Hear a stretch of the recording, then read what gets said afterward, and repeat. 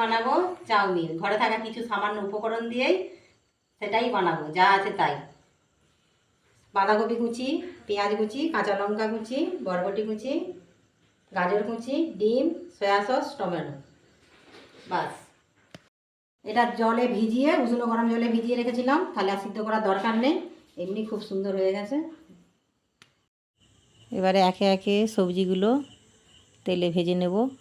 প্রথমে গাজর, তারপরে বরবটি। ওদিকে দেরিও হয়ে গেছে, ছেলে পড়তে বসবে, নাস্তাটা হয়ে গেলেই নাস্তাটা করিয়ে পড়তে বসাবো। তারপরে আজকে ভাবছি রাতে রান্না কিছু করব না, রাতের ভাত আছে, তরকারিও আছে গরম করে, সেইগুলোকেই আজকে খেয়ে নেব। তারপরে আবার এদিকে পড়ারও অনেক কাজটা আছে, টিউশনের স্যারের সব যত পড়ার চাপ দিয়েছে, ফোন করে বলেছে পড়া নাকি করে নিয়ে যাচ্ছে না। আজকে দেখছি কি প্রবলেম হয়েছে, এত দুষ্টু, মানে সঙ্গে করে নাই নিয়ে বসলে পড়া করবেই না, সেই হয়েছে অবস্থা। এখন টিভি দেখছে, টিভিটা দেখে নিই, আমি চাউমিনটা করে ওকে দিয়ে তারপরে পড়তে বসাবো। এই বাঁধাকপিটা নেড়ে নিয়েছি, বাঁধাকপিটা লাড়া হয়ে গেছে, ডিমসুটিটাও লাড়া হয়ে গেছে, গাজরটাও হয়ে গেছে। এবার কাঁচা লঙ্কা দিয়ে পেঁয়াজটা আস্তে করে একটু নেড়ে নিই হালকা লাল করে।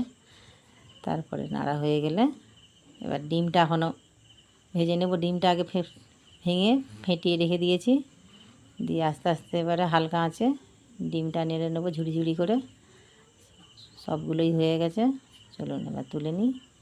এবার ছোটো কোঁড়াটা আর হবে না, কোঁড়াটা পাল্টে একটু বড় সাইজের কোঁড়া দিয়ে দিলাম। দিয়ে কোঁড়াটা ভালো করে গরম করে, তেলটা গরম করে চাউমিনগুলো একটু হালকা করে নেড়ে নিই। নেড়ে নিয়ে তারপরে সবজিগুলো একে একে দিয়ে দেবো।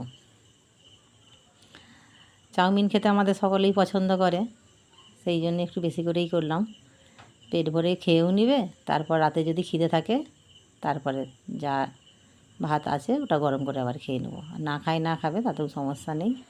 চাউমিন লাড়া হয়ে গেছে, সয়া সস টমেটো সস দিয়ে নামিয়ে নিয়েছি। নেড়ে নিই আর একটু নেড়ে নিয়ে তারপরে নামিয়ে নেবো। প্রায় হয়েই গেছে শেষের দিকে, এবার প্লেটে করে দিয়ে দিই। সময় অনেকটা হয়ে গেছে, ছেলেকে দিয়ে দেবো, মেয়েকেও দিয়ে দেবো, আমিও খেয়ে নেবো। খেয়ে এবারে পড়তে বসাবো। আজকের ভিডিওটা এখানেই শেষ করছি, কেমন লাগলো জানাবেন।